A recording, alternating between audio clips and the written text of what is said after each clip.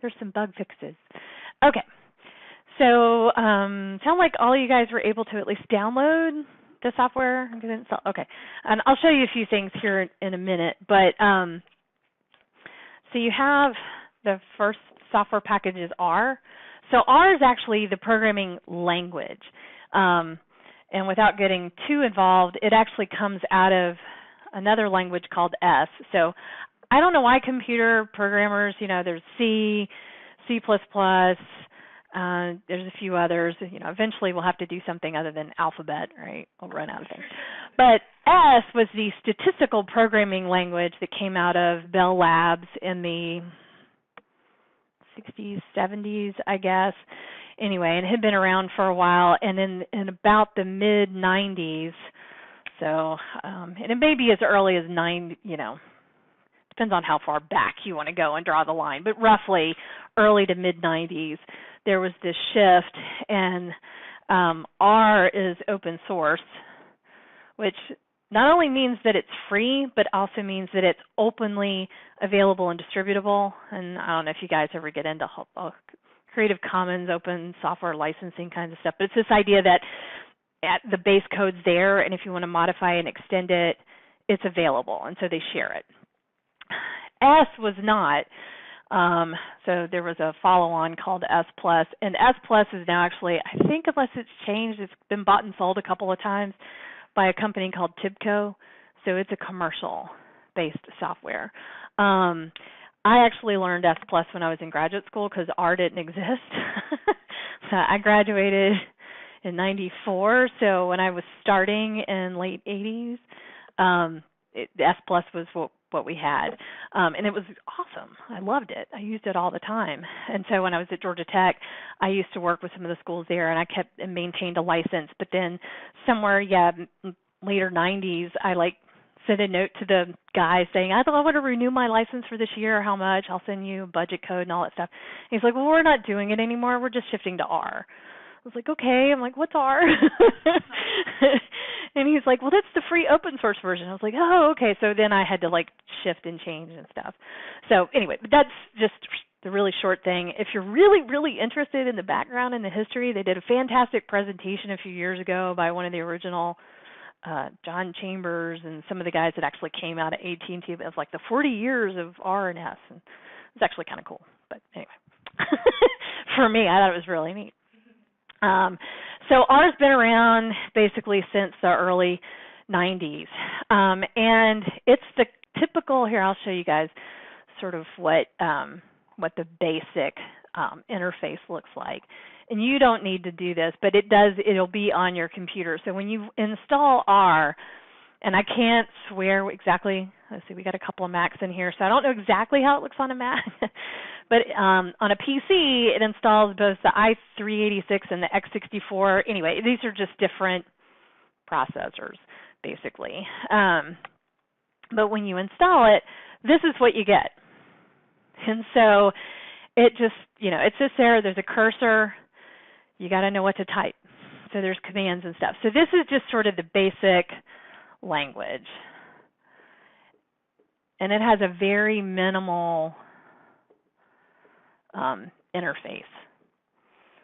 And for the most part, there really isn't a GUI to it, a graphical user interface. I mean, it has sort of, files, you can open and close files, and you can have, if you have a code, block a code up, a script, you can edit it. There actually is a little minimal data editor here. There's some minor things that we'll talk about packages in a little bit, but just your basic windows and help menus. So, so this is not a fantastic interface, although this is how I learned it because I had to write code. So the second thing I had you guys install was RStudio. And I don't know the exact origin. I want to say late 90s, probably early 2000s. RStudio came on the market as an interface for R. And so it has a commercial component and a free component. So there's a big commercial enterprise piece to it as well. But there's also a free. And it's called an IDE, which is Interactive Development Environment. And so let me close that. So that's R. And any of the codes and commands I'm going to show you guys today, you can do in that interface. It's just not terribly, hey, come on in. It's not terribly user-friendly. But RStudio is a lot more full-featured. And I know a couple of you guys mentioned Python. Has anybody in here ever worked with Python, gone to any of those? So Python's very, very similar to this, just to show you some of the analogy. You can download Python. Python's also free. And you can install it. It has a very minimal interface. And then there's a bunch, I say a bunch, there's probably 4 or 5, IDEs out there for Python. There's one called Eric Idle. They have all these like Monty Python jokes. You guys know who Eric Idle is? Anyway. So a lot of the interfaces to Python have Monty Python references. So, yes. I think there's one called Eric. I actually think there's one called Idle. I don't know. I haven't checked them all out. My son actually went and took a Python programming class last year, and I was having him like, which one did you use? Which one did you learn? Show me what you learned. He was learning it for how to write games. So, so it's actually kind of big in the gaming world too. That was what he was interested in, and I was like, well, I'm probably not going to be writing a video game, but anyway, I'm really bored. Also, speaking of video games, and I'm trying not to get too off topic here, I was reading one of these like tweets for a lot of the R stuff that I follow, and somebody's actually written a package for R where you can play some of the old Atari games. Like you can play Pac-Man, you load it, and you click a couple of things, and then in the viewer window it runs Pac-Man. I'm like, I have got to test this out. So I was starting really, really simple. So basically you've got this. That installs first, and then we install RStudio on top of it, really. So once RStudio gets, it runs and opens, this is the interface that you get. I'm going to close this project. Close project. So this is the interface that I use. There's actually a couple of others out there, and so if you do some reading about R, there may be some other interfaces that are shown. Let me see if I can show you guys some of those. Let's see.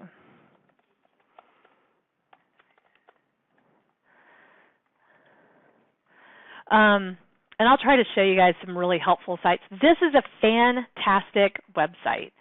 It's called Quick R, and it's written and done by this guy that wrote this book, R in Action, by Robert Kabakov. This is another fantastic book.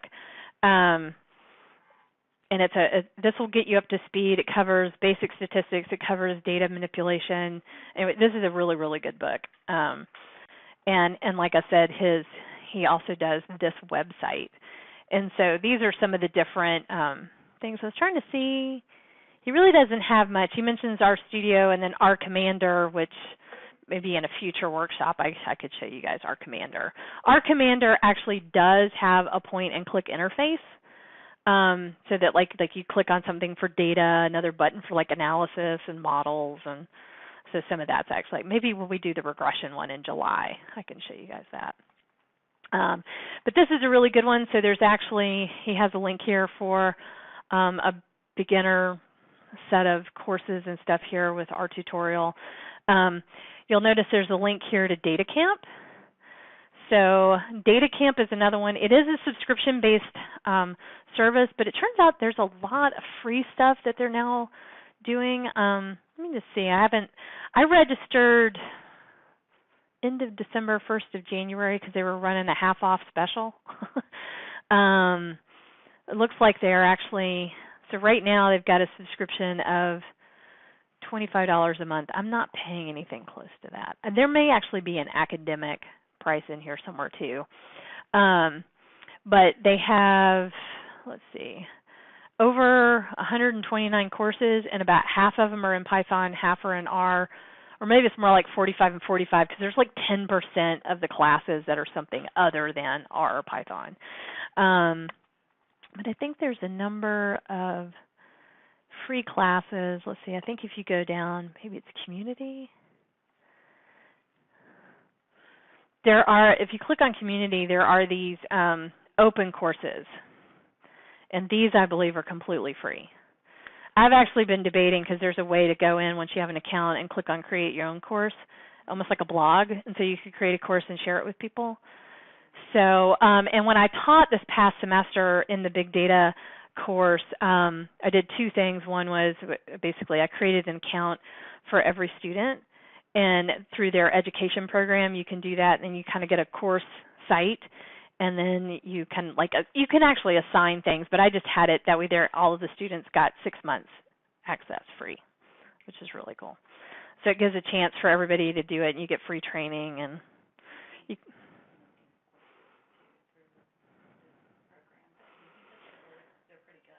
I like them. I'm building one right now for R for SAS users. So teaching people that are SAS users how to convert to R. So, and they have some of that material already out there. This is going to be a much shorter direct class. So it's less about the programming and more about these are sort of the functional differences between the packages or the software and that kind of thing. So those are some of the ones that are out there. And of course, being here on campus, we have access to all the stuff. Right now, I couldn't tell you how to get logged in. Have you guys ever looked at lynda.com? So I don't know if I can sign up from here, but I know if you go to the library and log into one of their computers, you have access. It's 1,500 courses. So this has a ton of stuff on it for. Maybe it's that. Okay. Like we do now, I had to get to Web of Science. You have to log in through the library. Mhm. And I don't know. I haven't looked recently. Did you guys know the library actually does free courses? I would say probably once a semester, maybe twice a semester, they have an introductory class on SPSS. I can't remember if they do SAS. They may do R now. Maybe. Well, I mean, there's a bunch of us on campus. More and more. Resources. Oh well, I just myself and two other ladies here in Atlanta, we just started the R Ladies chapter for Atlanta. So, and I think we're going to have another meeting in August or September. So they're trying to pull that together.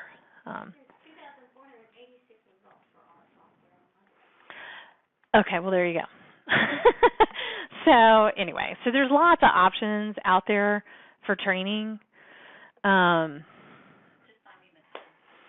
Yeah, and there used to be one that I loved that was called TryR, like .com or .org, and they were done by, I can't remember now. But anyway, I think they just got bought because I tried opening the interface the other day, and it's gone. Code School. So it was codeschool.com, but Code School I think got bought because now if you go that, you get plural site, and I can't get to the course anymore. But anyway, there's a bunch out here. I just don't know if these are free, if it's just YouTube videos, of what it is. I just haven't checked it out yet. One thing that I struggle with is when I'm in these training areas, I'm not sure what keywords to be looking for to help solve my problem that sent me to the resources. Right. I spend a lot of time looking for the answer to my question instead of just learning. Right. Well, I know because you had a specific question the other night. You may just want to send a note to, I can't think of the gentleman's name that actually wrote XMWAS, and just ask him because he may have seen that error before. Because I tried to take a look at it and I couldn't quite tease it out because it may be something specific to your data set. So Abby and I were chatting about a specific R issue the other day. All right, so there's lots of options out there. The other thing is related to getting help. If you guys haven't seen this, is Stack Overflow. 9 times out of 10, if you Google a question and you type in the error code that you get, it will most often probably send you to a Stack Overflow conversation. So this is where developers ask questions and share answers. And the first few times it's incredibly intimidating to post a question out there because you're like, oh my God, people are going to think I'm so stupid. I still feel like that. So if people give sort of, and most people I think are pretty nice, and they'll ask questions about like, well, what was this or what was that, and they'll kind of help you through. And you can even say, I'm a newbie, but I really can't figure this out. A lot of times they'll say, oh, go read this article or go look at this previous answer that we gave to somebody else or whatever. The really neat thing is no matter what time of day that you post it, I mean, this has a worldwide, I've gotten answers back from people in just a few minutes, and it's like, really, somebody else is up, but they're on the other side of the world. So, Yeah, well, that too. Yeah, exactly. So this is a really good one. If you really kind of get into it, I would even suggest just go ahead and create an account, and then it's a lot easier. I think you might have to create an account to post a question. So anyway, and every now and then, just sometimes going out there and reading what's out there. And then I mentioned RStudio. So the link I had sent you guys basically went directly to where you download the software. But if you go to RStudio, their main website, under resources, they have a ton of webinars, videos, online learning, training, frequently asked questions and stuff. But the webinars and videos are really, really helpful. And so you can look at essentials and so forth. Let's see. Online learning, sorry. So online learning, there's stuff here on R programming, R Markdown, and data science. We might do something later in the year on Shiny. So how many of you guys knew we were working on this million records electronic health database? So Alex and Andy are basically using Shiny to build the interface that we'll have that'll be used to query that database. We have questions about access to that data set, who we need to talk to. Yeah. Talk to Vicki and Andy. Okay. So. Because I'm not even sure how to get to it right now. So, but Alex he's an R guy, and he's going to come to some of these workshops later this summer. He just couldn't come today, but he really knows Shiny. So I'm hoping to learn Shiny from him. Shiny is I'm oversimplifying, but it's a way to build a dashboard. So it's sort of mostly web-based, although you can run it standalone. You don't have to run it via a web server. If you've ever seen the demos on Tableau, anyway, it builds data visualization type interfaces and stuff. So we didn't get a chance for you to introduce yourself. So go ahead.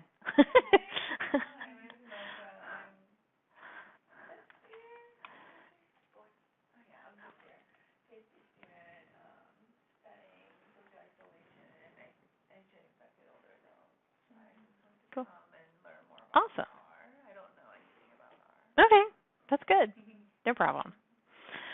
All right, so those are some of the basics, where to get some training.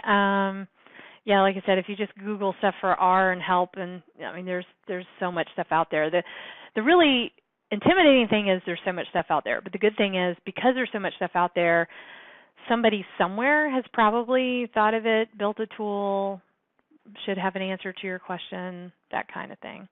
And what's really amazing is that the whole open source software community is very, very giving and connected. And so every now and then, I've posted some things, and like you'll actually get a response back from the developer, the guy that wrote the code.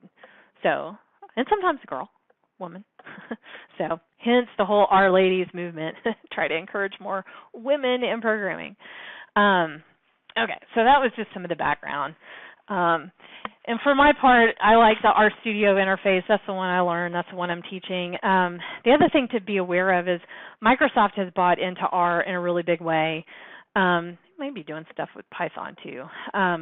They have Revolution R. So let me see, Microsoft.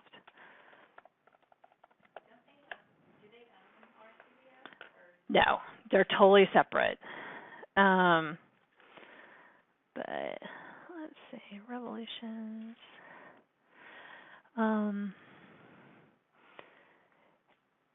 So R open, anyway, so of course Microsoft has added some stuff to it. So I've never actually downloaded it. Right now I could not tell you what the difference is between the Microsoft enhanced distribution of R and not. And Revolutions is their sort of open science data blog thing. But anyway, so if you're interested, you could read more about it here. But Microsoft's bought into this in a big way. SPSS for a while, and I think it still exists. It had the ability to do some plugins, and you could actually download sort of free plugins for SPSS that were written in R. Problem is they were supporting like 10-year-old versions of R, so all the latest and the greatest stuff, you couldn't quite get them to work. I don't know if that's changing, but the last time I upgraded SPSS, so what do I have now? I think I have version 24. 25 is coming out. We're all waiting for our licenses to get renewed right now. We're at that sort of end of June, July switchover, and they never come up with the new license keys until July. But anyway, so it'll be interesting to see what happens in the next version. But last time I updated it, they had now a ton of plug-in stuff. It's an option. You don't have to install it for Python. So I'm going to the big statistics conference in end of July, 1st of August, and I plan on making a beeline over to IBM's booth and going, all right, tell me what's going on with the development of SPSS. Where are you guys headed? Because SAS is now got a bunch of open, free distributions of SAS. They're varying levels of difficulty to get set up, and there's some issues with data sharing and stuff depending on how private you need to keep your data and that kind of thing. But that said, I mean, SAS is at least reading the tea leaves about the whole open science, open software movement. So I keep wondering what SPSS is going to do, if they're going to embrace it, not embrace it. Eventually they're going to all have to figure out how to license in the cloud, which is something that open software community is way ahead. So right now on Amazon, I need to get with Vicki actually to understand a little bit more about Amazon Web Services, but it's really easy to go in and stand it up and you can run all of this in the cloud. So anyway, which eventually to really handle big data, that's where we need to be, so that you're actually interfacing to those large databases. There's a couple of people here on campus doing that, especially on the microbiome and the genomics side of things. I cannot think of the gentleman's name, but they're the guys that are processing these like gigabytes and terabytes of data. So they're probably one of the biggest users of Amazon on campus right now. So anyway, okay. All right, enough about the background. Any questions on that? I know I covered a bunch. So like I said, I'm recording it, so I'll get that posted later. All right, so this is the RStudio interface. And I wanted to just take a couple of minutes and kind of get you guys oriented. This frame here where it says console is basically what I showed you with base R. So like if you just open and run the basic R interface, really all you get is the console. That's all you get. You get, like, I can sit here and I could start typing, commands, just something simple like 2 + 2, and it comes back and gives me 4. So it's at this level, it's basically, a calculator, right? And I could type other commands here, but it's going to get really tedious and boring and complicated fast if I'm trying to execute everything one command at a time. So eventually we're going to be building scripts, and you'll save your code. It's a lot like in SPSS building a syntax file, or in SAS you write the program, then you highlight it, and you click the little running man, and it executes your SAS code. So it's very, very similar kind of thing.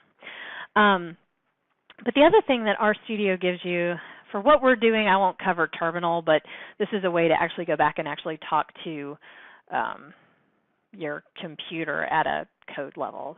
It kind of gives you a terminal interface to your operating system. So we won't do that in this class, but that's what that is.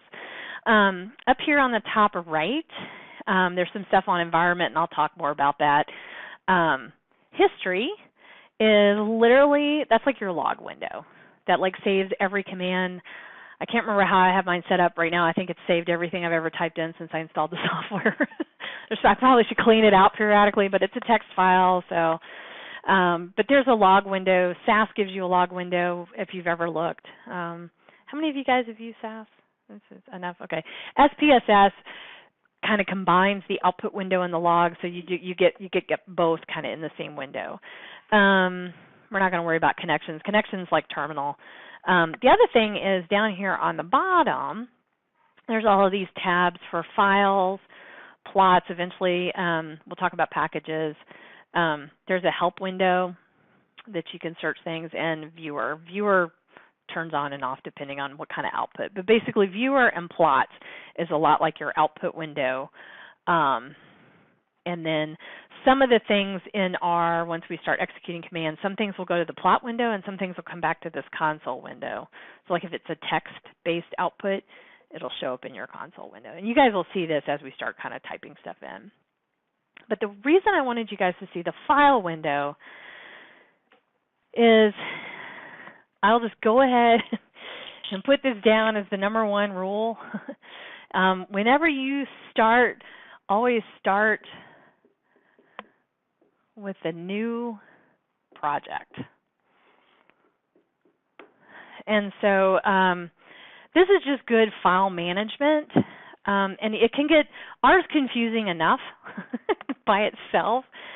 So you want to make sure that even before you start something, you've got a plan for how you want to organize where you're putting everything, like your code, your data, any outputs that you want to save, any graphic files you decide to save, that kind of thing. So everything's in one location. It's kind of like when you start organizing for your dissertation, you have a folder. Sometimes this is chapter 1, this is chapter 2, this is my data archive. This is, that kind of thing, right?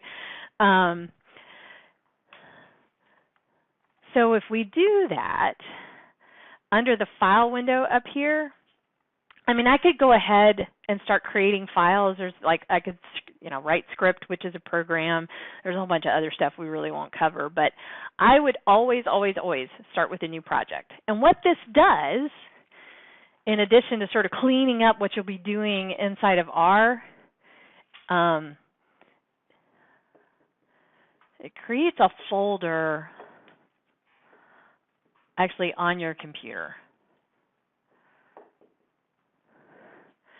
And so once we do that, that way then anytime I'm trying to read in data, export data out, save things, everything's based on which part of my hard drive. Or this could also be a networked folder. This is on the computer, or this could be something like your S drive, right? This could be, or like public health, they have an H, which is like your home drive. So these could be network drives. Could be a USB key, whatever. It's kind of up to you how you want to manage it. But the bottom line is, before you do anything, go ahead and create a new project. And I'll show you why. It's just, there's a lady that teaches R up at British Columbia, and she actually just joined the RStudio team, Jenny Bryan, she has some fantastic stuff on her website, too, for learning R. But she has this tweet that kind of went viral, and she uses it in some of her classes, which basically says, if I come in to your office and I see an R program that starts with set working directory and it changes out of the current directory to another directory, and that's the first thing you have to do, she's like, I will burn down your office. She's like, just go ahead and get it organized before you start the project. Anyway, but it's just sort of funny because it sort of prompted this whole sort of community conversation around file management and projects and stuff, which is kind of cool. Anyway, so if you do that and you create a new project, it gives you all of these options. For the purposes of what we're doing, I'd probably just go ahead and create a new directory, and then you can figure out where you want to save things for the purposes of what you guys are doing today. If you've already created one, you can find an existing directory. And I'm not going to do it in these workshops, but for those of you that have taken some of my classes, when Vicki and I teach the big data course, we actually also teach GitHub and doing version control with like backup and file versioning and all of that. That's where you can use version control. For what we're doing today, I'm not going to do that. This actually connects to the cloud and everything gets synced up. But we'll just say a new directory. There's a whole bunch of options here now. Depending on which version of RStudio you guys have, hopefully y'all's interface looks like this. If you have an older version of RStudio, this may not be there. About 2 versions back, they added these additional options, like for the purpose of what Alex is doing. Like if he was building a new shiny web application, this is actually something that's really nice about the RStudio interface that you can't get with sort of the base R interface, is this sort of pre-packaging of all these different types of projects that you can manage. For example, none of you guys came to my Our Ladies thing, but I actually demonstrated how to build a website using Blogdown. And I did that at the Our Ladies meeting we had about a month ago. And this is how you can do that. You can go in. If you're wanting to build a website, you can do it using this interface. If you want to build a book, I'm actually also working on some book projects right now. There's a package out there called Bookdown that'll let you write a book. And this builds the skeleton of that with like the introduction, the chapters. It's like a template. Exactly. Anyway, but for what we're doing, we'll just do a basic new project. And so this is like creating a new folder on your, it is exactly creating a new folder on your hard drive. So, we can, figure out, for me, let's see, I'm just going to save everything in my Summer RWorkshops folder here. So I'd already created a folder on my computer for today's workshop, but I could just say Workshop 1 project, whatever you want to call it, and just make sure you know where you're putting it. Well, you can just ignore the Git repository. That's only if you're doing syncing, and don't worry about the new session thing. And I'm just going to go ahead and say create. So this actually is creating a folder on your hard drive. And so that's basically what this is down here. So where it says files, for me, it's in Emory, Summer Workshops, Workshop 1, Workshop 1 project. And so that's the equivalent. I can just show you on my hard drive here real quick. So in Emory, Summer Workshops, Workshop 1. So this is basically what I just created. And so you can see on the hard drive, there's basically 2 little teeny files that get created. One is this .rpoj. So basically all that is it has the information that we just created in our project. And then there's this R project user thing, which you can just ignore. You may or may not see this on yours, depending. Some of these, because it's kind of hard to see, but you tell this is kind of grayed out. So it's technically a hidden folder. I have those turned on my computer because it drives me crazy when I can't see stuff. But by default, on most people's computers, that's turned off. So you may or may not be able to see it. It's not a big deal if you can't see it. So right now, and even inside here, the only thing you see is the .rpoj. So anyway, but the cool thing about this is now I've got everything oriented, and anything I do is going to show up in this folder. So one way to check, there's a command. I'll just write it up here. It's called get WD, and I'll take a minute and explain this. So get WD says get my working directory. So any of you guys ever messed with your DOS command prompt? Well, DOS if you're on a Windows computer, I don't know what it is on a Mac, where you can get information about your directory. Anyway, that's basically what this is. And so this is actually a function in the R language, and then the parentheses here, you always have to put the parentheses at the end of the function. Mostly because the other functions that I'm going to show you as we go through this, you define options inside here. We're not adding any options, so it's just saying run this command with all of the default settings. So, and when you run that, it should basically show you exactly where on your hard drive, your network, you're working. And basically, it's the same thing that you see here, where it says Emory, Summer Workshops, Workshop. It just kind of shows the folders. And you may not want to, I've got this buried now, 1, 2, 3, 4, 4 layers deep. Usually you don't want to go too far, where you have a subdirectory of a subdirectory of a subdirectory. Then it gets to, eventually Windows will sort of complain I don't know if you guys have ever done that where you've tried to back up files and every now and then, like if it's 8 layers deep, it'll come back and go, it's, the path is too long and it can't back it up. So in general, try not to bury things too deep. All right, any questions? I know this is not so much about the programming language, but seriously, this right here, it will really, really help you. Just try to go ahead and be organized when you start, and think small. So make each project kind of be limited in scope. Like it'd be really easy to say, okay, I'm going to create one for my dissertation. I would probably create one for maybe each chapter in my dissertation, or each paper that you're writing, or like the conference that you're getting ready for and it's all of the analyses that went with that abstract, that kind of thing. Kind of keep it limited in scope. That's not to say that you couldn't share files. Like, some of the stuff you had in chapter 1 is probably going to show up in chapter 2. Yeah, stuff like that. But anyway. Okay. So, any questions? Okay. All right. So how to do stuff. All right. I'm just going to demo some things. So obviously we can use it as a calculator. Like we can type things. I'm going to have you guys do a couple things at the command line just to get a feel for it, and then we'll do a script. So you have the console, which allows you to run code interactively.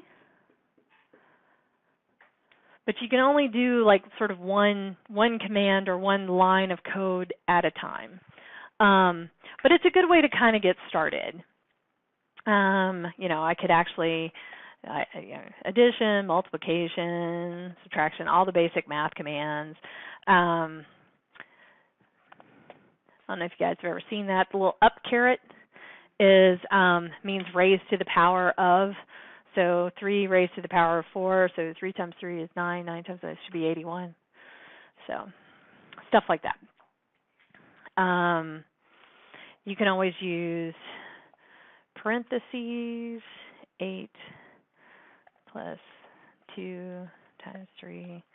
So all the basic sort of algebraic kinds of things. There's a lot of other built-in functions. So like what if I wanted to take the sine of 2.5. So all those things like sine, log, exponents, absolute value, there's a lot of these kind of things. So again, like that sine function,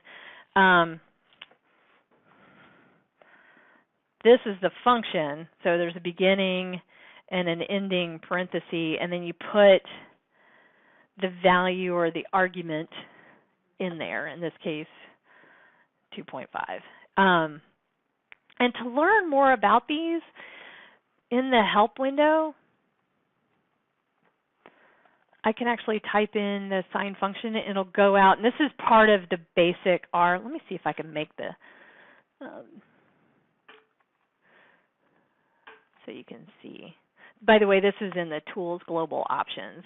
I'm going to change my my zoom here.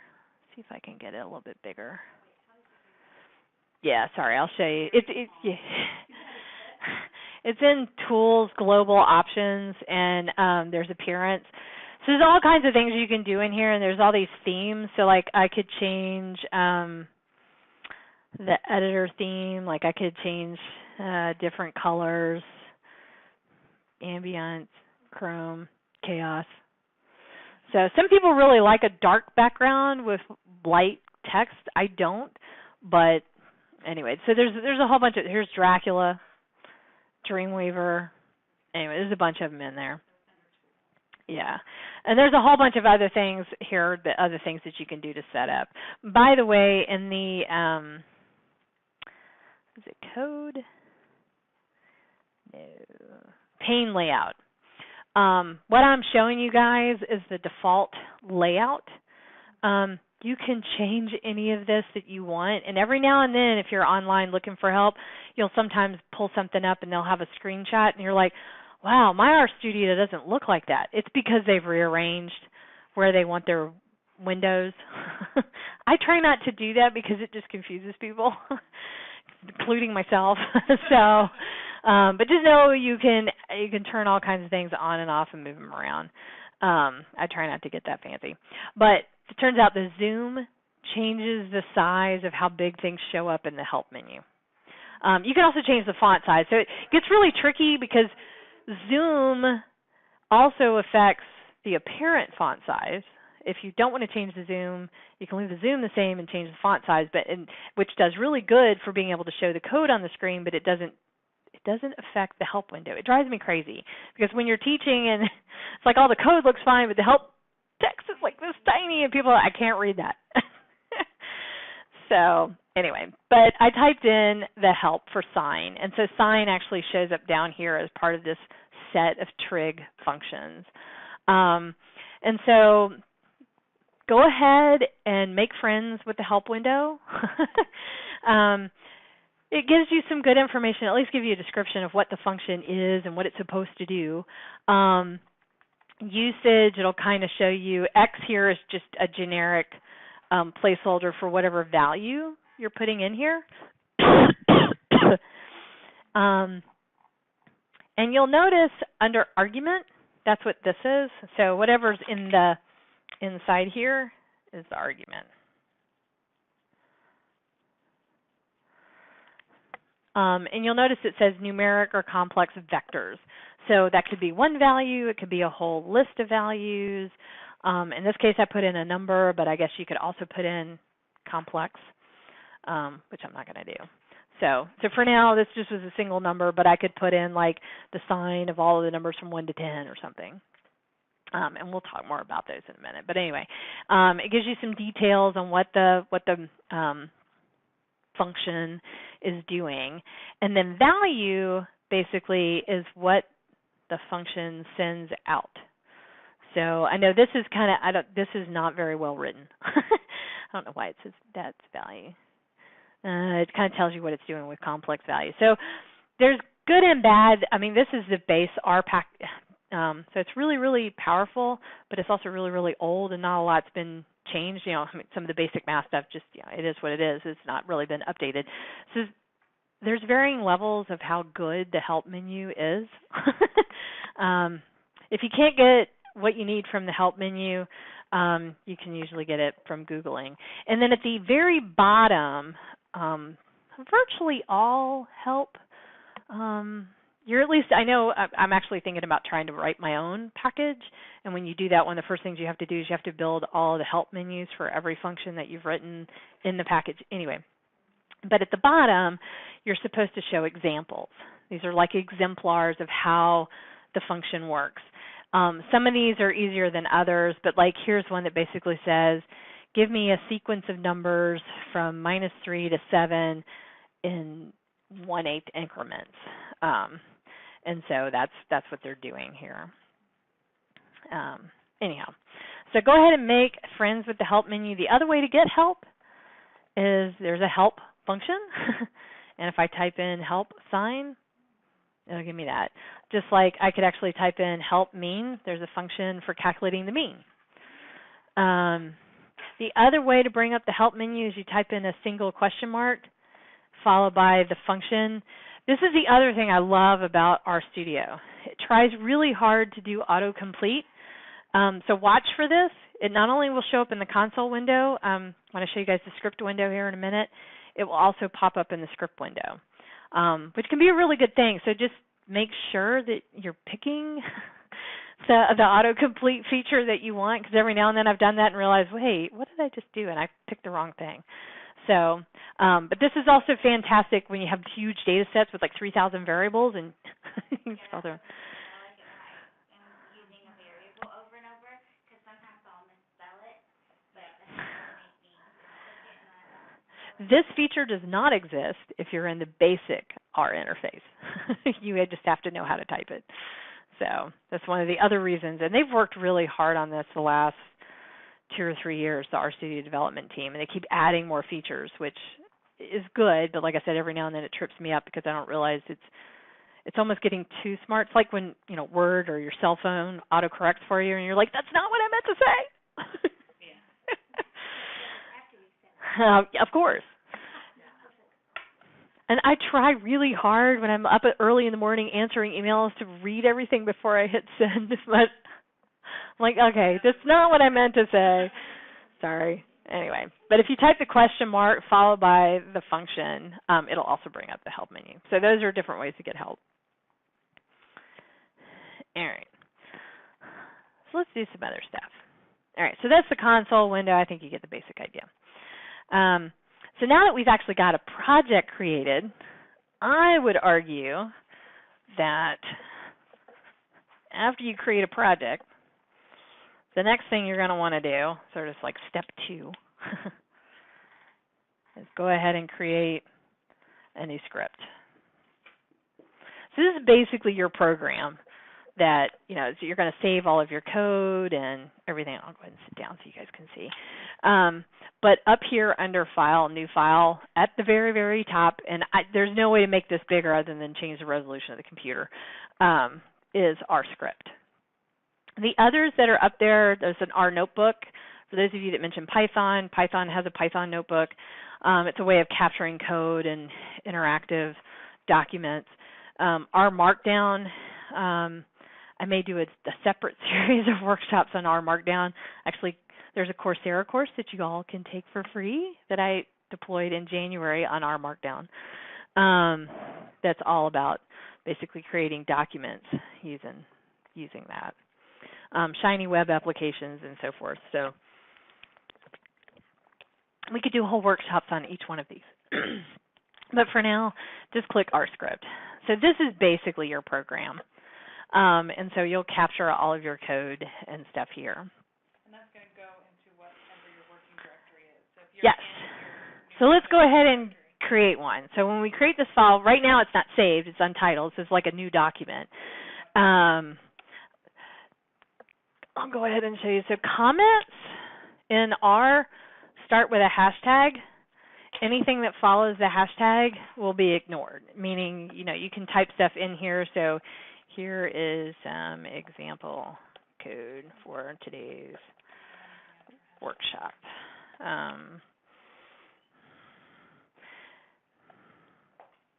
So there's an example. So here is some math. 2 + 2. All right, so we'll keep it really, really simple. And you can type in whatever you want. But I would encourage you to always have some comment somewhere about what it is you're doing, simply because 2-3 weeks from now, you won't remember. I know I don't. I pick up, and I've been trying to be better even within just my SPSS code, my SAS code and stuff, trying to be much better about documenting because, you know how it is. You're desperate and you're trying to get something out, or, you've ended up with like this version of this, regression model and this version of this regression model, and now you've got 10 different versions, and you get it done, you get the abstract out the door, right? It gets accepted. Now you come back and you pick it up 3 months later, getting ready for the conference, and you're like, okay, which model gave me that p-value?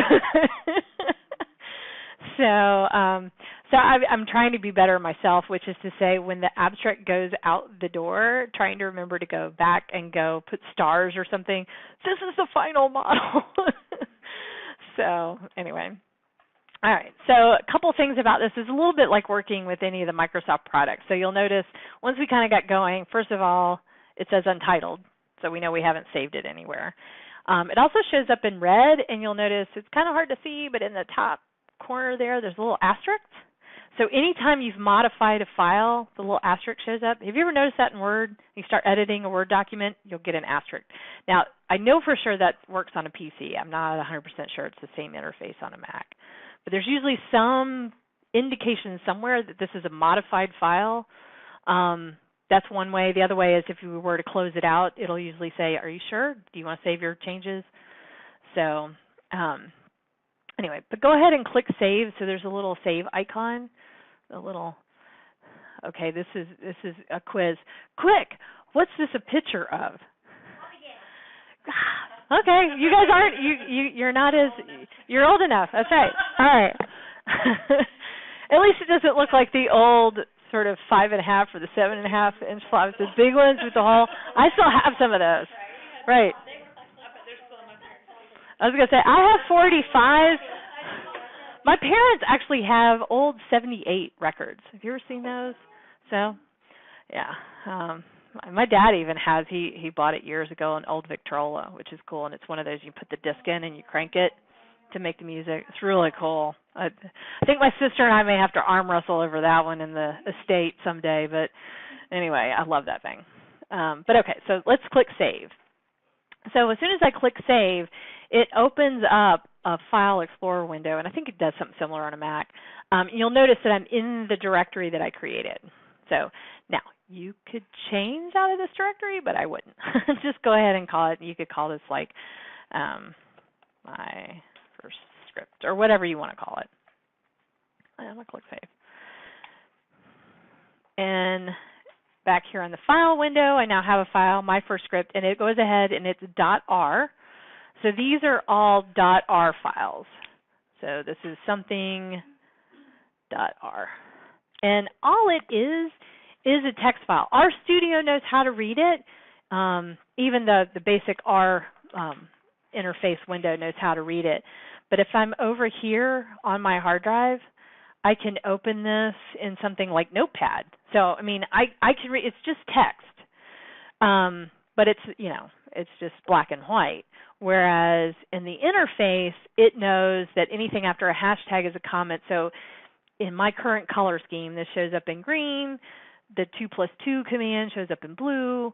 As you guys get more and more complicated stuff, it'll actually try to give you some feedback. Like if you have, like I remember how I mentioned, like it always has this opening and closing parenthesis. If you have really complicated stuff and like you have 3 open parentheses and then later you've only got 2 closed parentheses and you're missing a parenthesis and something's not paired up right, in RStudio there'll be a little icon that shows up, meaning, you know, something's missing, go back and check the syntax, which is really kind of helpful. Every now and then I miss it and you click run and you get a bunch of errors and you're like, well, so that's always a good thing. And that's one thing that's nice about this script window. Okay, let's do a couple of others. Let's try some of the other stuff we had typed in. So like sine 2.5, what was one of the other ones? 3, raised to the power of 4. Again, as soon as I started editing, it changed to red, and I've now got this little asterisk. So you just click save, and it'll update again. Once you've got some stuff in here, I could click run, and it will run. In this case, it says run the current line or the selection. So I can come in here and highlight all of it, or if I just want to run one single line, I can do that. So there's ways, and it's nice because you've already got your code saved, so you can highlight, like if I wanted to run both of those at the same time, I could highlight them and click run. And you'll notice that the output is showing up down here in this console window. So the console window, this is where it gets a little confusing to draw the parallels between like R and SAS and SPSS, because typically SAS, you have your program window and your output window. They're totally separate. Same thing in SPSS. You can have a syntax window and you have your output window. In SAS separates output and log, whereas in SPSS you get kind of the log and the output all together, but the program's still separate. Well, with R, this console window captures both output and you can type commands in it. So some of that gets a little fuzzy the first few times you do it, but once you kind of get going, I think it'll be pretty straightforward. But there's no real benefit to putting your code in the output window.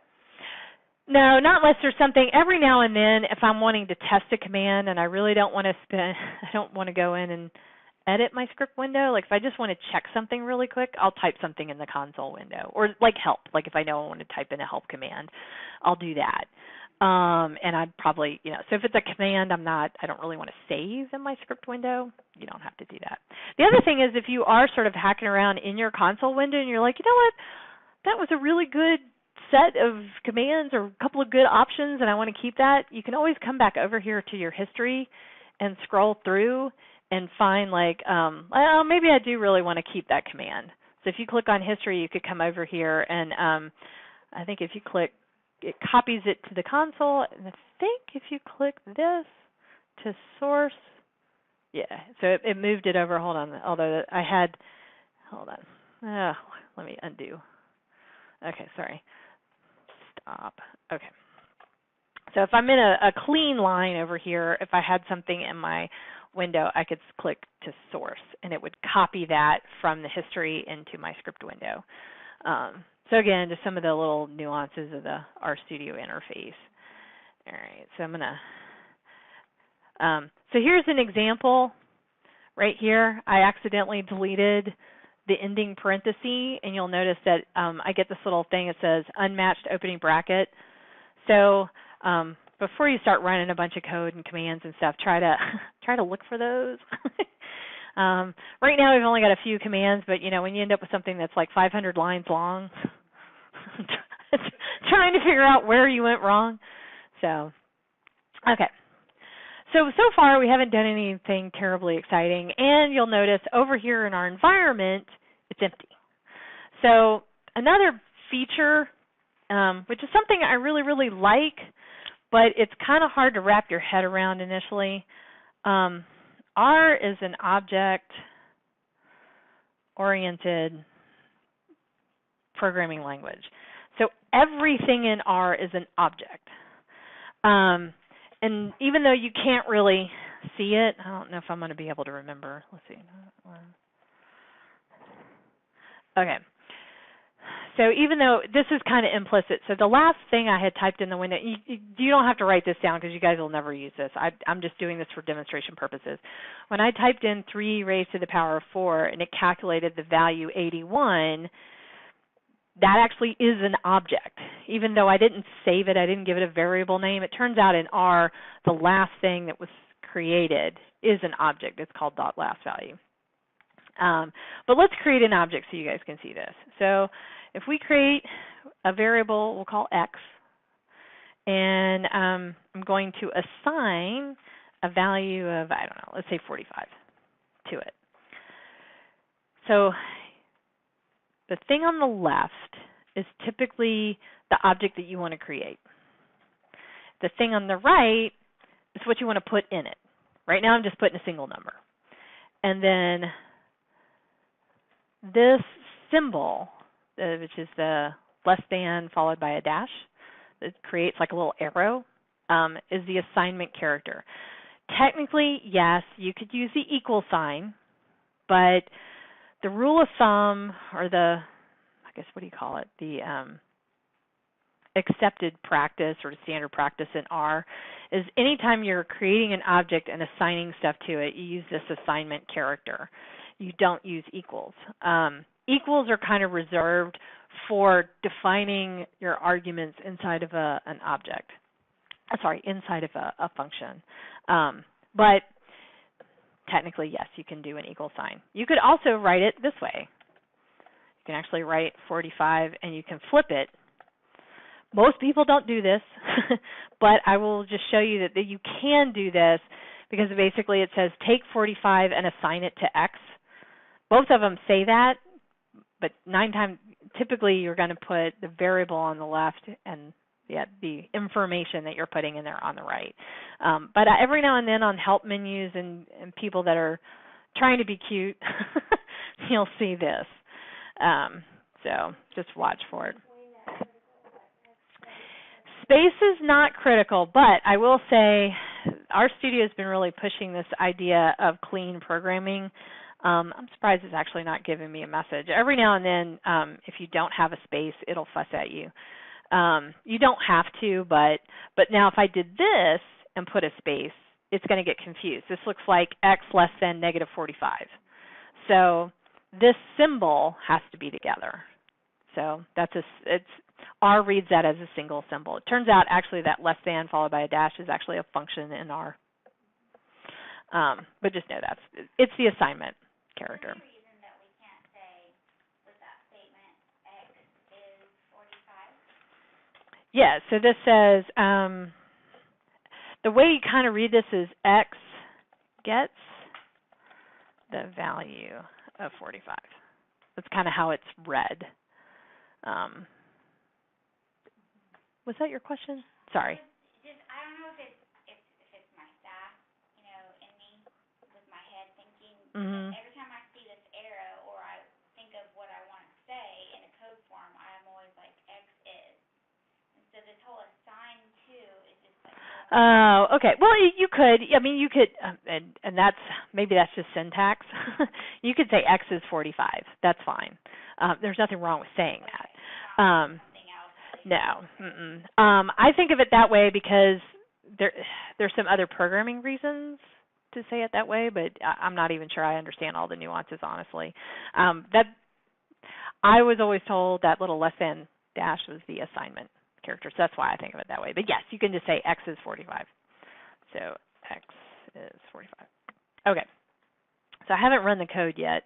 So. Yeah, the thing after that, hashtag. Oh, uh-huh. That's not going to get rid of it. Right. It's just a comment. I just stuck it on the end. You can do that. It'd probably be cleaner if I just did that. And then they're on separate lines. You can do it either way. But, yeah, anything after that hashtag will be ignored. So, and R does read left to right. So it's kind of the convention. It is in most programming languages, but in case that question comes up. Okay. So when I created that, I now have something in my environment. So there's a handful of you guys in here that use SAS. So in SAS, when you start working, you have your work library, which is like your temporary space that has your data sets and your output and all that kind of stuff. And if you shut it down, it goes away. Same thing in R. So when we start creating all these different objects, they show up over here in our global environment, and when we go to close it out, it'll say, do you want to save those values? You can. There's nothing really wrong with that, especially if you spent like 3 hours creating this massive microbiome lookup table. In that case, I would say, yes, save it. Don't spend the time running the code, especially if the code took 45 minutes to generate the lookup table, right? In that case, I would say save it.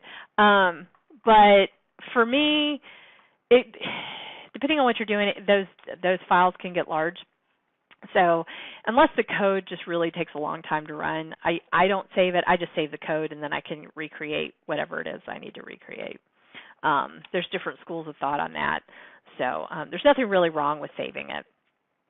Anyhow, let's try a few other things just so you guys can see. All right, so far these have all been single numbers. Let's create a string of numbers. So let's see, y is, there was that sequence function I showed you guys. So suppose we did a sequence of numbers from 0 to 100 in steps of 20. And while you guys are typing that in, I'm going to actually pull up the help menu here for sequence just so you guys can see something. So SEQ. Okay, so this piece right here, sequence, oh, here it is, sequence. The first argument is from, the second argument is to, and the third argument is by. So R's really good about letting you be lazy. So I can put the values in here because I know the order of these arguments because I'm very familiar with this function. But it's actually best if you say, okay, the first argument is the from value, the next argument is the to value, and then the third argument is the by. So the reason I point this out, this seems pretty logical, right? I mean, I want to create a sequence of numbers from, to, by, what increment.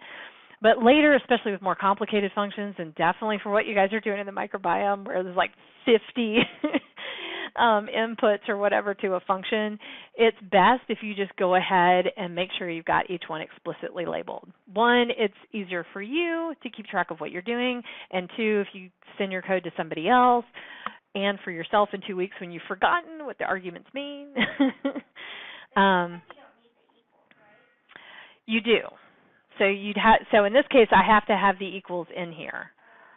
So you have to say from equals, and it kind of shows you that here, right? Pardon? That's not The dash. So it's under here. So it's from -1 instead of from equal. Oh, I think that's the resolution of the screen. It really is an equals. Here, Mocha can confirm it is. Type sequence in your help lookup window there, and it should be easier to see on your screen. I think that's just the resolution. And then there's like some examples down here. And so here's like one where it says sequence from 1 to 9, and they left out the from equals 2 equals, but they have by equals 2.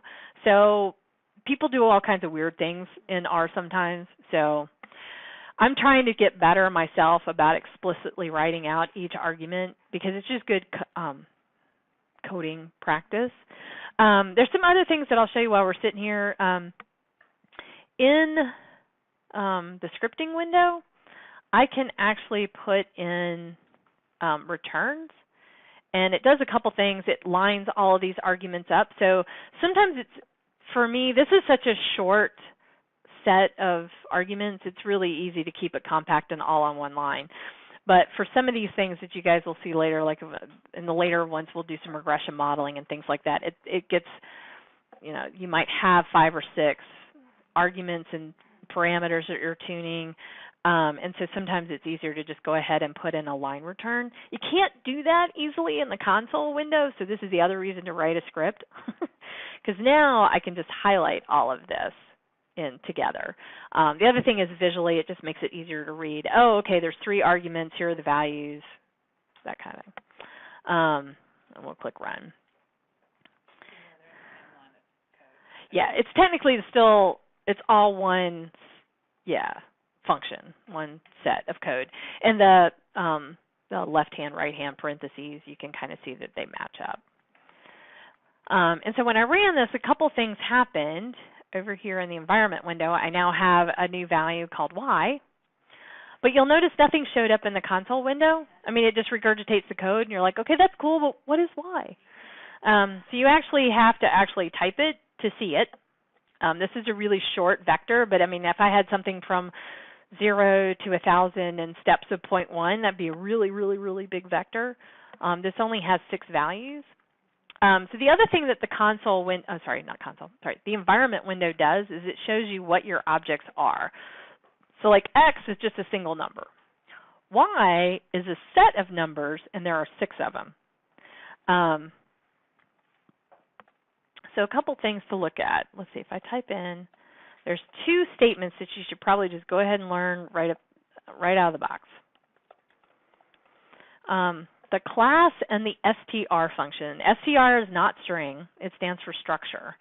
And class tells you what kind of object y is. And so if I type class y and run that code, it's going to come back and tell me that it's of numeric class. So I know that y is basically a bunch of numbers. This is really good because later when you guys are importing data and you're like, why is it not giving me the mean? And you run a class statement, you find out, well, it all read in as characters as opposed to numbers because somebody typed in a dot or somebody typed in some string value somewhere, and it got confused. So this is a good thing. The other thing to watch for on this, or the reason this is helpful, is like, for example, in sequence, under arguments here, it said the starting and ending values of the sequence. And so by is a number. So if for some reason I was trying to put something else in there, like if I said from equals like A, it would come back and give me an error because it's expecting a number, not a character, that kind of thing. And that seems really simplistic, but trust me, when you get into some of these more complicated functions later on, it'll come back and say it can't run, or it gives you some weird error, or it'll even just come back and say class type mismatch. And so it's always a good idea to use that class function and find out what kind of object R thinks it is. And then sometimes there's ways to easily fix it. Sometimes you have to go back and recreate it. str is also really helpful. This tells you the structure. And so when I run that, it basically just regurgitates what I'm seeing up here. But that basically this global environment window, it's really under the hood. It's running that command. And so what this says is this is numeric. There are 6 values, and here are the 6 values. So this is technically something called a vector. And there's another set of functions that are all is functions. So I'm going to start typing that again. So if I type is dot, there's a whole bunch of these. Like I can test and see. So this is a way to test to see if something is of a certain kind of class. So is it a character? Is it complex? Is it an array? I'll talk about data frames here in a minute.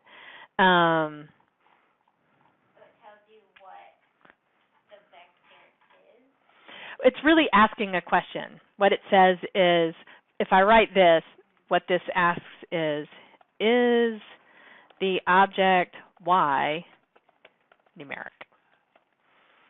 And so this runs, and it'll come back and give me either true or false.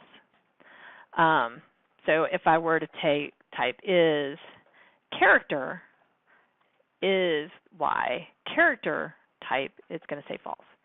So this is another one that's really good. Like mostly this helps you diagnose, I think, problems later on. These are just really good, what I think of as like helper functions. So when you actually start programming. All right. The other big difference with R, so I mentioned everything in R is an object. Okay, so that's a good and a bad thing. It's incredibly good later on in one of the later workshops when we do modeling. You can actually save your entire model object and then do things with that model object, like run predictions. You can take it and do other kinds of graphics and things like that. But because everything is an object, everything is an object. That means everything you create, like a single number, is an object. The Y that I just created, which was basically a series of numbers from what did I say? 0 to 100 in steps of 10. So it's this vector of like 0, 20. What is it? 40, 60, 80, 100. But in both SPSS and in SAS, what do you usually start with? Data set, right? So far we don't have any data. So let's look at a data set. And I'm going to let you guys, let's see, we'll work with one of the built-in data sets. So let's see what's the best way to do that. Say,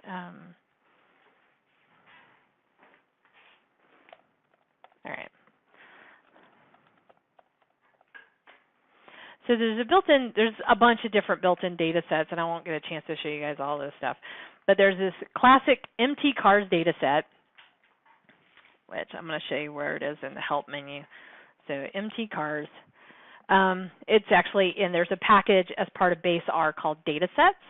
And I know I haven't had a chance to talk much about packages. We may have to just cover that in a future workshop. But packages are the ways to add additional functionality to R.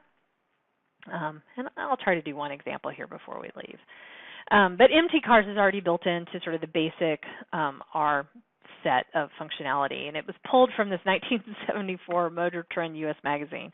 So it's got data on 32 automobiles and 10 different variables. So here's all the variables that are in there. There's a couple different ways to bring it up. Personally, I like just create a new data object and assign the MT cars data set to it. So I'm going to click run. And so now in my environment, I've got a data set. And they keep adding stuff to the interface in RStudio that I really like. Notice there's this little arrow. If I click the little down arrow, it'll show you all of the variables here. So there's 10 variables. In this case, it's really simple. They're all numeric. There are 32 of them. Oh, take it back. There's 11 variables and 32 observations. So that this is basically giving you information on what's in there. If there's a little table right here, and if I click on that, it'll actually open it. So now you can actually view the data set over here. And you can't, oh no, it's okay. So once it loads, there's a little icon over here on the right that kind of looks like a little miniature spreadsheet. And if you click on that, it'll open. But you'll notice down in the console, it actually ran this command view. And I know it might be a little hard to see. Notice that the view is a capital V. Everything in R is case sensitive.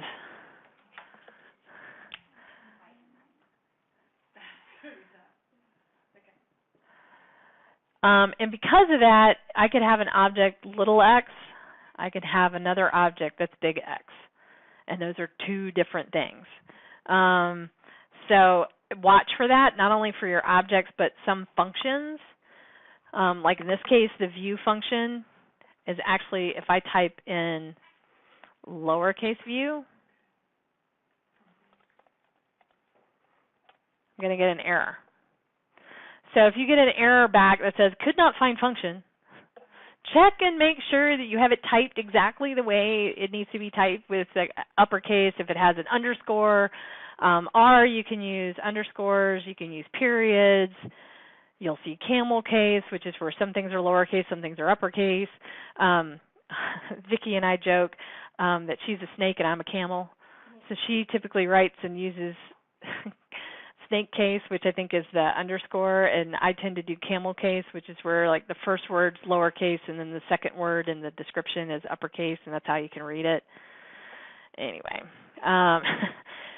I try to stay away from using the dot syntax simply because that's typically not compatible with other software.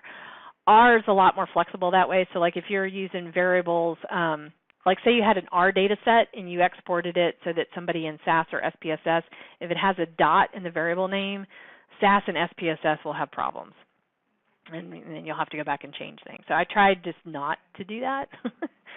But that said, there are lots of people that write stuff for R that have done that. So like that is dot numeric function I just showed you has a dot in the function name.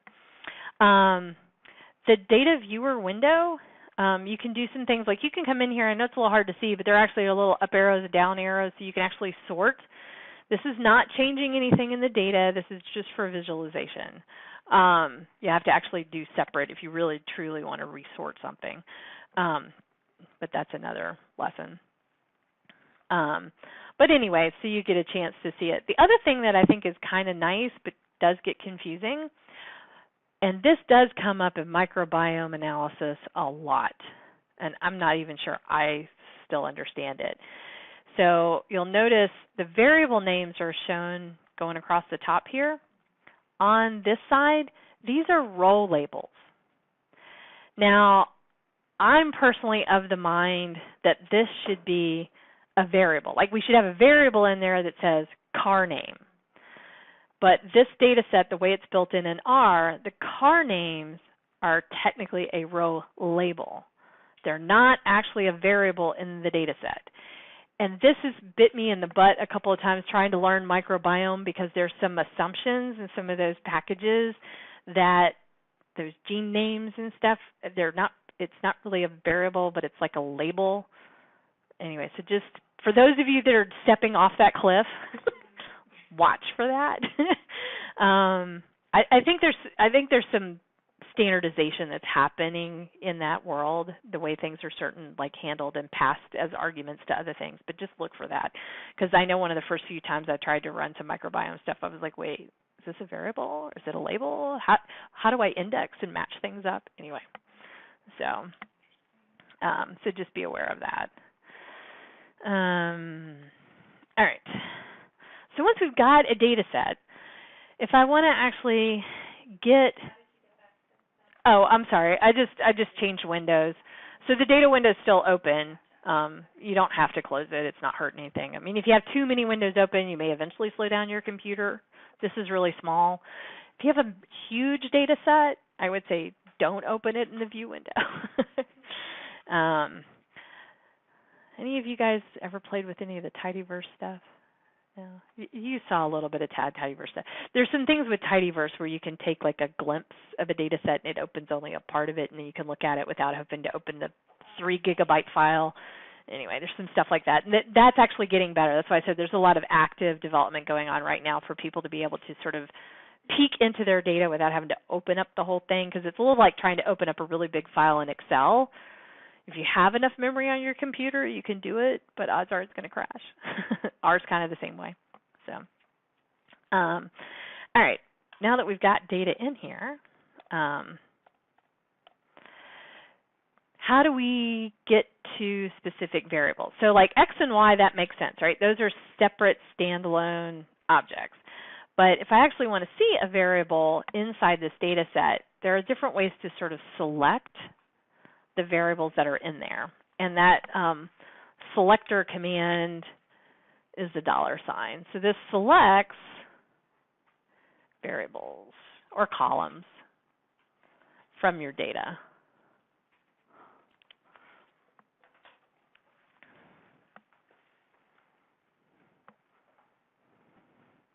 And so if I wanted to view one of these, since there's only 32 observations, like miles per gallon, this was the feature Abby was talking about. So once I've got my data set, if I just type that $ command, this doesn't have but 11 variables. But you can imagine if you have hundreds, if not thousands, it gets really hard. The other thing is you can start typing in so like in this case, if I type D, it'll just show me everything that starts with the letter D. So displacement, this is the engine displacement. And if I run that, it'll let me look at all of those. All right. So that's kind of how to see data and kind of get things going. So let's see, I'll make a note here. Look at the built-in dataset NT cars. Assign to a new object. And I'll post this stuff out there for you guys called Data 1. Select. I'm sorry, say that again. Oh, okay. So this is, it gives you an index. So like if I wanted to know the value here of 304, like where is that? Like what row is it on in the data set? It's on row 21, 22, 23. So this is at location 23. And so just to follow that up, what if I wanted to select the value at row, what did I say, 23 for engine displacement. So type in this again, DISP. The other way is, whoops. And that's just based on the width of your window, how many there are rooms for. Yeah, I actually, if I was going to say, if I make this smaller and run it again, yeah. It just keeps a running index. So it just basically is telling you which row number things are on. And if you want to pick values on a given row, what this says is it says go and find this column and then find the 31st. Oh, sorry, I should have typed 23, sorry. Find the 23rd element, and so if I run that, it just goes and finds 304. So there's ways to mix and match these. The other way to do this is, let's see. So engine displacement is it's the third column. So you can actually find things in the data set based on its exact location. So get the value in the third column, row 23.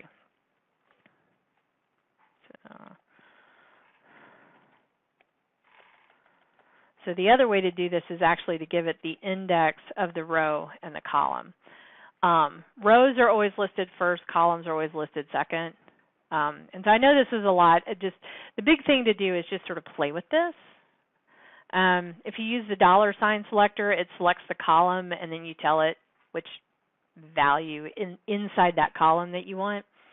But if you're just looking at the data set as a whole, it says go to the 23rd row and the third column. Most of the time, you probably won't use this syntax unless you just happen to know your data set really, really, really well.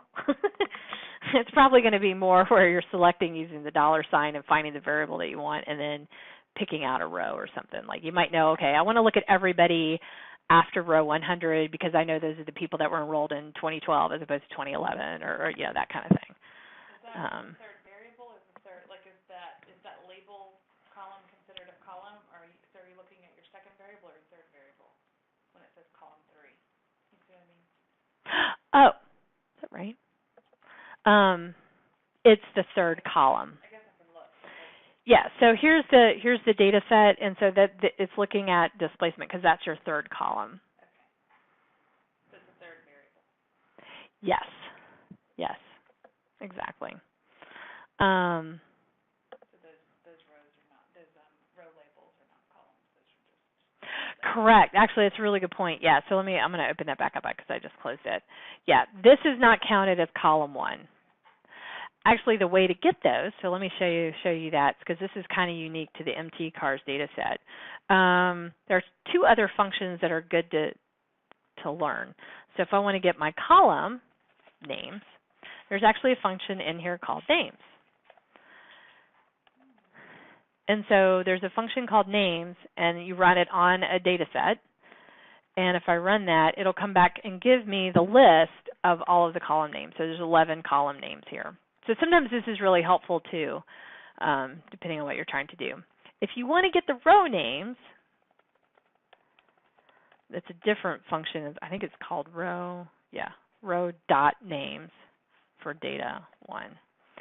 Most of the time you won't have this, but some of the built-in data sets have this. And if you guys, for those of you that have done the data 2 exercise with this, this is important with some of the microbiome stuff because they do use row names, so you have to know what you're looking for. Can't remember, in the data 2 we do this thing where you look for the body part and then the species. I don't know, we did one where we were looking at the subgingival, and then we looked at, I don't know, vaginal or something. Anyway, and you had to pull that from the row names, and you had to know the exact way it was worded. But these two functions right here are really helpful. This gives you information about your data set. Most of the time, you're just going to use the names command. But every now and then, it's useful to know that row.names because that will show up. And some of the built-in data sets use it. And like I said, I know functionally I've seen it in some of the microbiome stuff. So like in this case, the row names are the names of the cars. Why they didn't just go ahead and make it a column in the data set, I don't know. The other thing to watch for, I don't know, I think it's been fixed because I won't get a chance to show you guys some of all of the import export stuff. I'll show you one thing here in a minute, but I have in old stuff, I think all the new code, it's not a problem, but in some of the older code, there used to be something about importing data, and it made the assumption that that first column was the label. So just as you guys are learning R and you're playing with some of those import-export things, watch for that. Because 9 times out of 10, that first column is usually some kind of identifier index, right? Like for us, it would be the subject ID.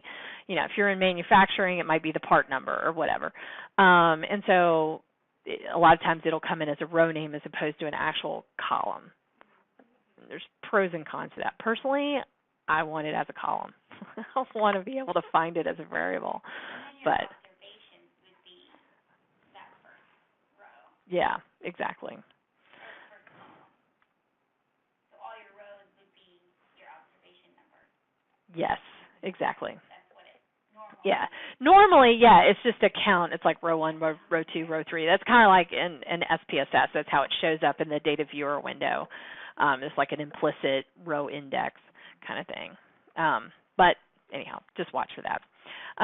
Since we've only got about 5-10 more minutes, I am going to show you some things here. So in File, because if you guys really want to get going, there's the Import Dataset function here under File. And what I would suggest is try this first. If you can't get your data in, just holler at me. I can show you what to do. There's some text-based stuff, but 9 times out of 10, you guys are going to be bringing it in probably from Excel. And if you click Excel, you should be able to read in XLS, XLSX, and CSV files.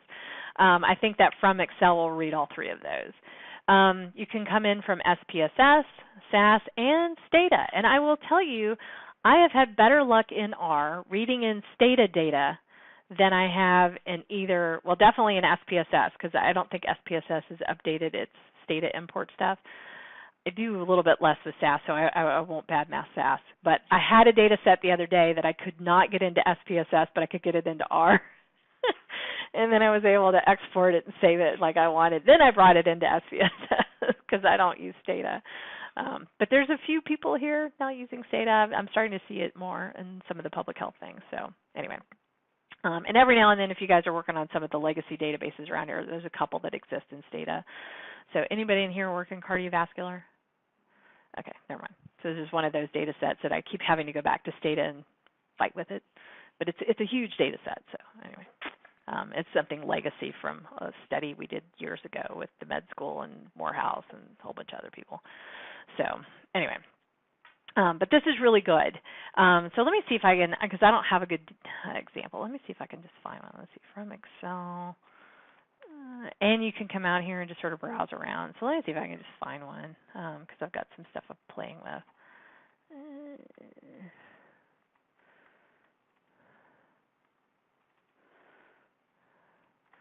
All right, so like here's a CSV file. This is actually part of the stuff I'm building for the data camp. And so if it's is this a valid Excel file? Okay, maybe it won't read CSVs. All right, hold on.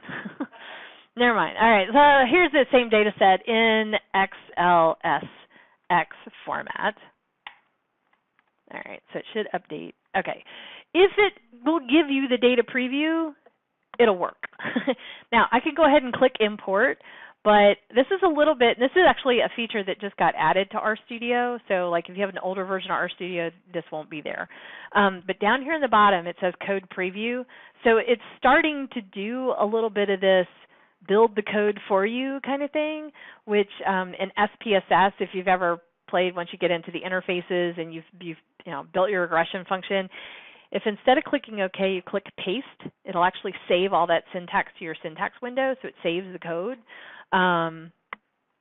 This is kind of starting to do something. I think we're going to start seeing more and more of this, where it really is going to have more of a GUI kind of interface, where it's going to sort of, or at least a coding wizard, like help to sort of walk you through it. So, so let me just show you what this is. If I click import, it'll run the code. So here's the code that it just ran. So let me explain what it did. And I'll get a brief chance to introduce you to a package.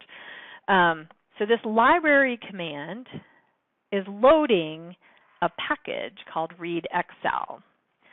I happen to have this installed on my computer. If you guys try running this, if you have just an Excel file that you want to try running this, and you'll probably get an error. Or it'll come back and say, do you want to install the ReadXL package? I think it'll actually ask you. I don't think it'll just quit. I think it'll come back and say, in order to do this, you're going to need to install this package. So the packages, if you guys just installed R in RStudio, if you click on the Packages tab, you're probably not going to see a whole heck of a lot. I probably have 100 packages installed. Yours is probably going to have stuff like what's in the system library. So it has like boot, compiler, datasets, foreign, grid. These are stuff that kind of come with sort of the basic R installation. Everything else on mine, all this stuff, here's XMWAS that I was talking about, like Abby was looking at and I've been looking at for some other things, is a very specialized package for this differential network analysis. But the ReadXL file, or ReadXL, sorry, package,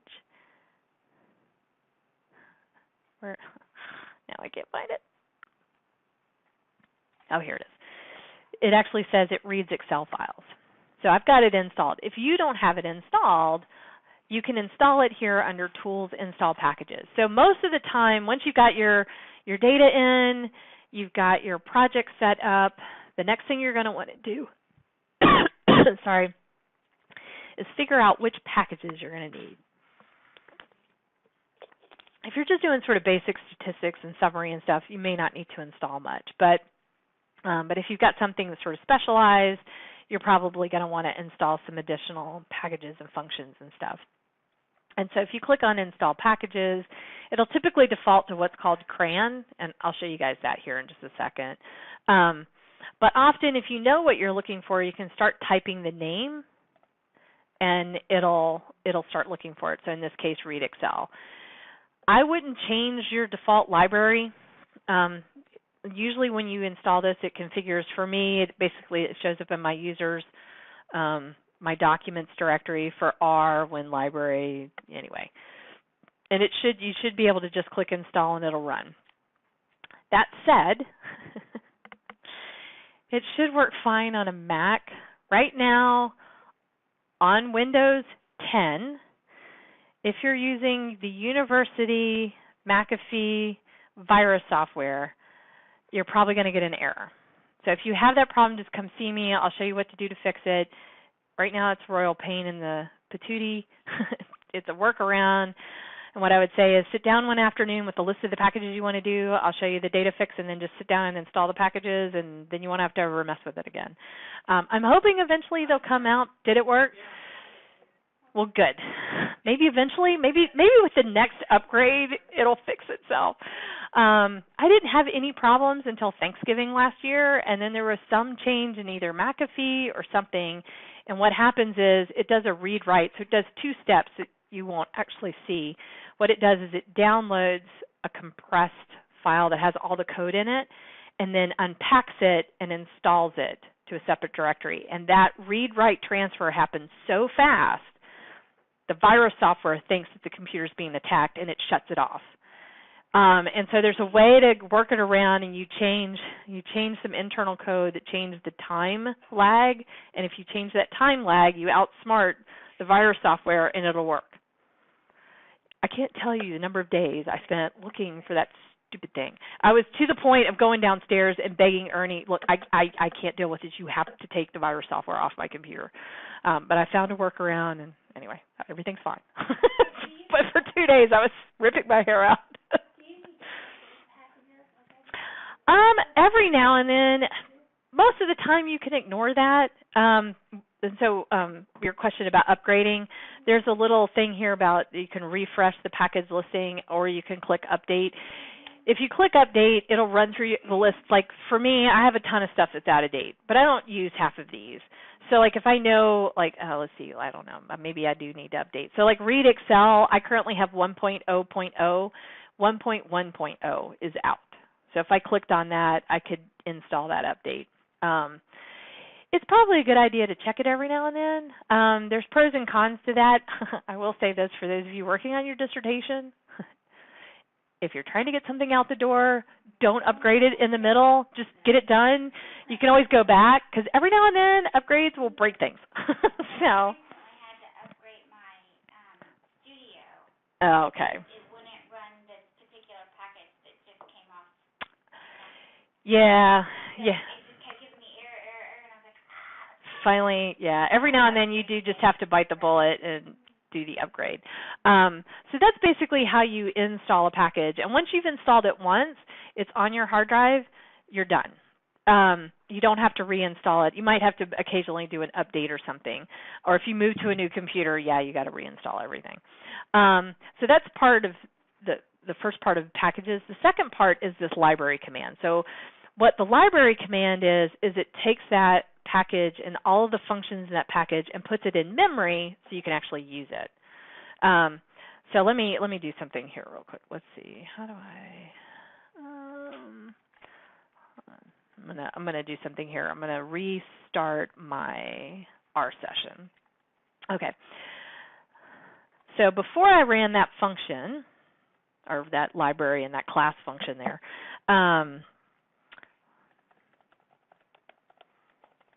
there's a command in there called session info, and most of the time you won't have to do this. I'm just doing this so you guys can see.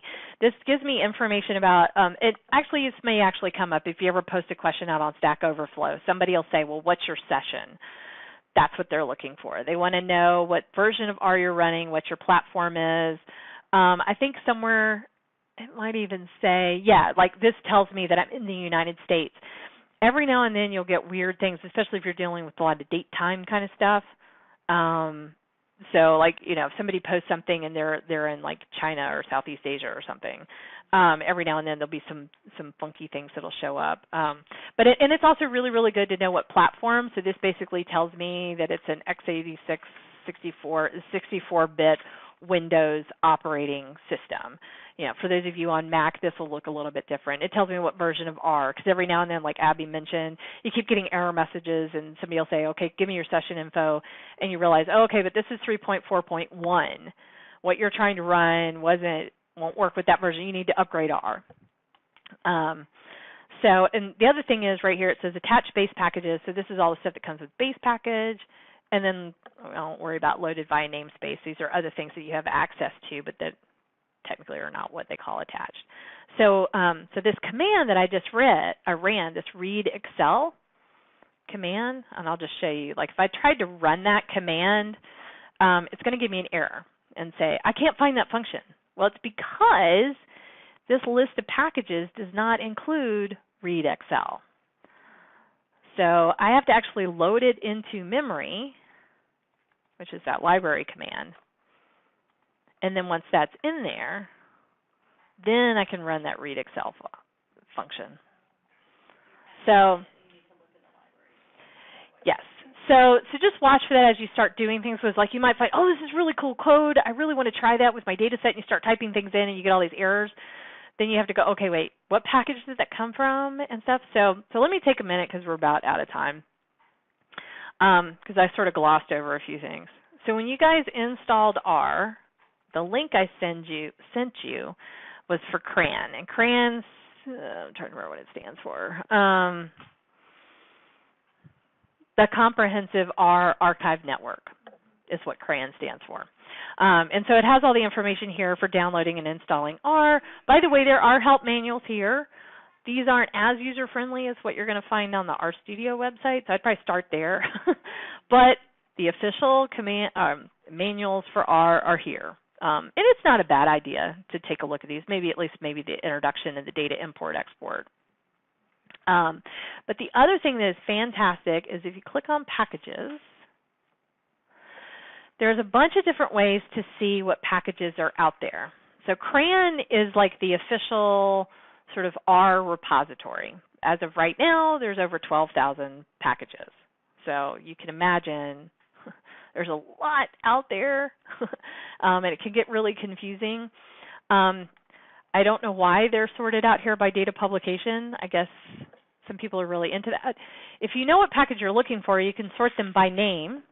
And so like I could go to sort by name, I could click on R, and then scroll down, and I could probably find that read Excel package. And so this will have the information on that package. Let's see, read. There it is, read Excel. So if I click on that, here's the information about that read Excel package. Hadley Wickham wrote it. There's a whole bunch of information here. I mentioned tidyverse. If you want to learn more about tidyverse, you can come out here and take a look at all this stuff. It's weird. It's not linking. Okay. But let me back up. And those other ones, read text, read data. Yeah. Packages you'll need to import data from those other. Okay. Yeah. Although with RStudio, you can just go to File, Import, and it'll set it up for you, which is awesome. That's my plan. This is all open source, so how do you know these packages? Good question. So, hold that. I'll answer that question one sec. The last thing I wanted to show you is right here, this CRAN task views. This is probably a fantastic place to start. So, like, suppose you know that you're going to be doing stuff in genetics. You can click on genetics, and here's a list of all the different packages, and there are guys that do nothing but help manage this. So if you know what you're looking for, you can come out. Here's things on genome-wide association, sequence data, all that kind of stuff. So I encourage you to just kind of poke around in here. So you were asking me about the safety of what's out there. So there's kind of a hierarchy that I had described or shown to me. So in terms of the absolute best is bioconductor, and I'll show you that one here in a second. So just so CRAN had, 12,000 packages on it. Bioconductor is kind of specialized. If you guys are doing anything with genomics and metabolomics, odds are most of your packages are going to come from bioconductor. So bioconductor is another repository for these R, and I think they maybe, I don't know if they're starting to add Python packages too. I'm not sure. But anyway, so this is in the sort of the biological sciences. So if you're an engineer, odds are you're probably not going to be using bioconductor. But bioconductor has, does it say explore packages? Yes. Well, and there's other help things out here. Okay, so right now it has 1,560 software packages. So it's not as big as CRAN, but it's very specific. I mean, still 1,500 packages that are all based on processing biological data. So bioconductor is one of the best because the code that you submit for those packages not only has to meet certain coding specs and testing, but it also has to meet the bioconductor level of sort of expertise. And I think they do some other testing and vetting of that code. So this is kind of like number one. Closely followed, number two, is CRAN,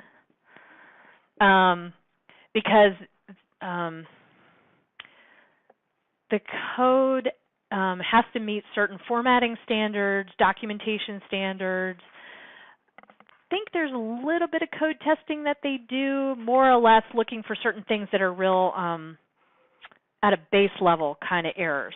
That said, both of these packages, although the bioconductor is a little bit better, it is possible that somebody actually gets a package out there and from a coding standpoint, the code works, but it's still not doing what you want it to do. Like there's a mass error somewhere that nobody's figured out. Usually, if somebody gets something actually out there and people start using it, if there is some kind of error, there'll be all kinds of conversation, and if it's bad enough, they'll pull it off the repository. The other place that you can go, and this is growing rapidly, but this is sort of the third level, is GitHub, which, so this is sort of, these two would be what I would call leading edge. This is what they call the bleeding edge, because you're kind of way out. While this is maybe at the edge of the forest, this you're out in the wastelands and you're on your own. You got to know what you're doing. That said, though, there's a lot of people that I follow, so like Hadley Wickham and UEG and some of these big developers that are out there. Their early development will start on GitHub, and it'll eventually show up on CRAN. Or like with some of Hadley Wickham stuff, like if I know, okay, with, say, Read Excel, like suppose he was doing something and he's got some new tool that allows you to bring in other features and functions from Excel, but it's not actually out on CRAN, it's still technically in development. His in development code will be out there on GitHub. But suppose I'm really, really chomping at the bit and I want to test it, I could go to GitHub and get it. And then sort of the fourth level, which most people stay away from, is like, suppose I was developing code and I sent it to you guys in an email. I mean, that's sort of a personal trust level, right? If you knew me and we were working on a project, I could send you code. But if somebody random does that, I probably wouldn't do it. So anyway, but those are sort of this. It happens. I mean, and there's actually a lot of conversation going on. You're starting to see stuff show up on GitHub. And I use that with a little grain of salt just in case. I need to actually talk to not Jasmine. Her name just went out of my head. Her fiance works for GitHub. She was in our big data class together. Can't think of her name. Jennifer Amorati. Yeah, Amorati, right? Is that the last name? Sorry. Anyway, her fiance, husband, they got married? Not yet? Okay. No, not Frediani. Okay, I'm sorry. Julianne, sorry, yes. So bottom line is Julianne. Anyway, I need to ask her, but GitHub just got bought by Microsoft. So my understanding is it's going to stay open source, it's going to stay open development, but it turns out there's a lot of people that are leaving GitHub and going to other platforms, so it'll be interesting to see what happens with that. But for right now, there's a ton of investment already in GitHub for a bunch of commercial stuff too, so it's not going to go away. And they'd be shooting themselves in the foot if they do anything drastic. I mean, the whole programming community will come unglued, go after them. So, but anyway, so there's some pretty cool stuff out here. And a lot of people start with their development on GitHub and move to CRAN. So there's active development going on right now within that sort of development interface, that workflow, to do a lot of code testing, virus checking. So there's more stuff coming with that. There's a lot more vetting, but for the most part, anything that's on CRAN or bioconductor has been pretty well vetted. And I'm glad you asked that question. This actually did come up. Betsy responded. There was somebody that posted it on one of the leader nursing forums, like Dean McCauley, and actually she sent me this email, and I was like, she's like, have you heard of this? And I was like, it's funny that you asked me that because Betsy and I just posted an answer on the board because somebody asked that question. There was a paper that a person was trying to publish, and a reviewer came back and said, you can't say that. How do you know this is good code? And so we were trying to write a response, and it's a little bit like saying, I have this questionnaire, and I used it on all of my subjects, and now I'm going to publish it. Well, is it a well-vetted questionnaire? Is it documented? Have other people used it? Are the psychometrics solid? So you kind of have to take that same approach. Just because it's sitting out here, there's some trashy packages out there. So before you do it, try to see what other people have done.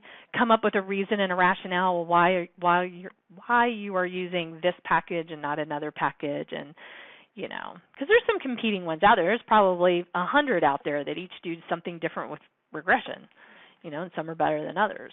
So no problem. Anyway, so we're pretty much done. And I know we really didn't get into a ton of the programming, but I thought it was important that you guys sort of see the foundation, the setup, getting going. And like I said, just create a new project, create a new script, go ahead and import your data, and then save all that as you go. So, all right, so I'm going to go ahead and I'll show you guys this as I close out. So playing around in here, I've got a few things in my global environment. So if I say File and I go Quit, it's going to come back and say, do you want to save your workspace? This is up to you. You can click Save, and it'll actually save everything, and it shows you right here. It'll create a .r data, and basically the next time you open this, it'll open it, and everything will be there. If I click Don't Save, then if I open that back up, and on my computer, if I close and open R and I don't do anything else, it should open up the last project that I was in. Every now and then it glitches, but so notice my environment is empty, but I have all my code that I saved, so I could actually rerun, go and highlight everything, rerun that code, and I'd create everything. But the only thing I didn't capture here was that data import, so I'd have to go back and re-import that data. So so kind of play with it. You can decide whether you want to save it or not save it. If you're first getting started, go ahead and save it because it's not going to take a ton of memory on your computer. Just for those of you that are working with really big files, just play with it. There's the time that it takes to create it versus how much space it takes on your computer. Anyway, so. And if it saves it, it'll be on your file. Yes. Yeah, so in this case, I didn't save it, but if I did, if I click File and I Quit, do you want to save? If I now said Save, all right, and I can just show you on this. So actually, in this case, I now have a file here called .rdata. So the .rdata is a compressed, it's a binary file, so no other software package other than R is going to be able to read that. So it is proprietary, but it's as compressed a data set as you can get. The good and the bad of it is it saves every object. So it's not actually just saving that data set. It's saving that data set, the little X and the little Y and any other objects. If you create model objects, it'll save all that. So it saves everything. So you kind of have to remember it's not a data set, but it's the data environment. So and this is where some of this stuff gets confusing between. So R has a lot of features and functionality and capability, but that's where the confusion starts to come in. And I'm finding that as I'm building this course for R for SAS users that you kind of have to be able to explain these big conceptual differences. I mean, there's a lot of overlap. Like, here's a regression model in SAS, here's a regression model in R. I mean, that part's easy. It's this, okay, I have data, I have a data set, I have data objects, I have model object, anyway, manipulating all those things. So